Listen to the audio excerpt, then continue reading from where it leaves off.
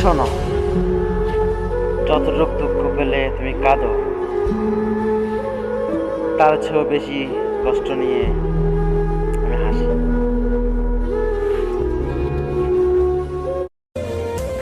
খাচ্ছি, ঘুরছি, হাসছি, ঘুমাচ্ছি,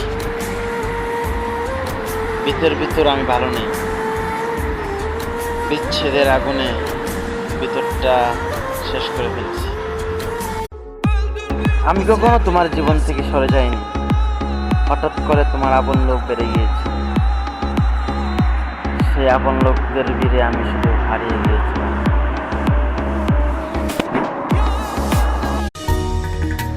যদিও এখন কষ্ট হচ্ছে, তাতে কি আসে যায়?